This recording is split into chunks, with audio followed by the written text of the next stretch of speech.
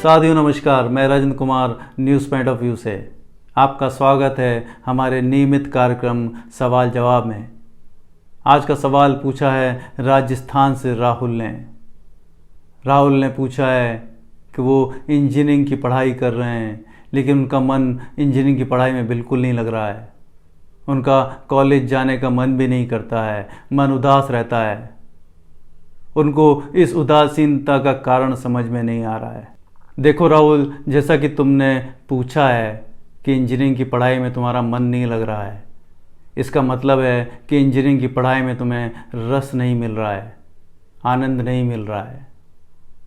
क्या इंजीनियरिंग की पढ़ाई का जो निर्णय था वो तुम्हारा था?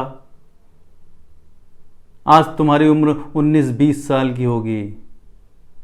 चलो समझते हैं कि इस 20 साल के जीवन में जितने भी निर्णय तुम्हारी ज़िंदगी में लिए गए, उसमें तुम्हारी इच्छाएं कितनी थी? क्या तुम्हारा जन्म तुम्हारी मर्जी से हुआ था?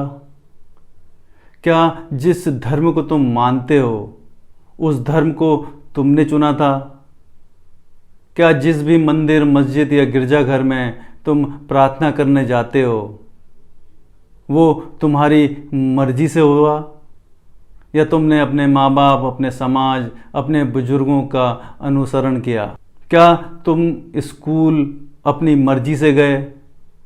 किस उम्र में जाना है ये तुम्हारी मर्जी थी? क्या 9वीं कक्षा में जो भी तुमने विषय चुना उसमें तुम्हारी कितनी मर्जी थी, या तुम्हारे माता पिता, बुजुर्गों या समाज का दबाव था? क्या इंजीनियरिंग की पढ़ाई का जो निर्णय था वो तुम्हारा था, या तुमने समाज की भेड़चाल के अनुसार ये निर्णय लिया था कि इंजीनियरिंग की पढ़ाई के बाद रोजगार के अवसर ज़्यादा उपलब्ध होते हैं? या तुमने माता पिता, बुजुर्गों और संसार की उम्मीदों पर खरा उतरने के लिए निर्णय लिया? इस 20 साल के तुम्हारे जीवन में जो भी निर्णय लिए गए उसमें तुम्हारी मर्जी थी? क्या तुम्हारी इच्छा पूछी गई, या तुमने जो भी निर्णय अभी तक लिए हैं वो समाज के दबाव में, बुजुर्गों के दबाव में या माता पिता के दबाव में लिए हैं?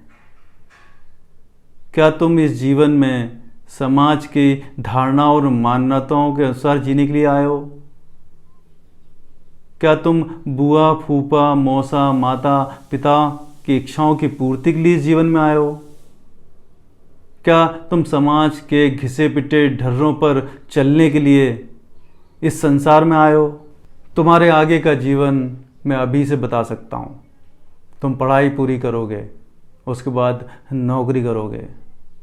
नौकरी लगने के बाद समाज, माता पिता, बुजुर्ग तुम्हें शादी करने के लिए दबाव डालेंगे और तुम शादी कर लोगे।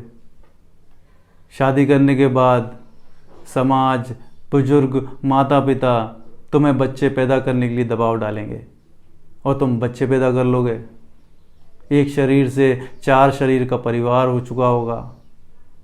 फिर तुम चीज़ों में खुशियाँ तलाशोगे। तुम मकान बनाओगे, गाड़ी खरीदोगे, विदेश घूमने जाओगे, बहुत सारी चीज़ें इकट्ठी करोगे और इन्हीं चीज़ों में, भौतिक चीज़ों में खुशियाँ तलाशते तलाशते एक दिन इस दुनिया से विदा हो जाओगे। हमारे जीवन में सब कुछ निश्चित है, निर्धारित है। दुख है, चिंताएं हैं, वेदना है, तनाव है, लेकिन आनंद नहीं है, मुक्ति नहीं मिलेगी। बल्कि तुम अपने जीवन में और भी बंधन, और भी बेड़ियां इकट्ठी कर लोगे जो तुमको और भी गहरे दुख और वेदना में ले जाएगा। तो राहुल, उम्र के जिस मुहाने पर तुम खड़े हो उसके बाद तुम्हें जीवन के 2 महत्वपूर्ण निर्णय लेने हैं, एक नौकरी का और एक शादी का।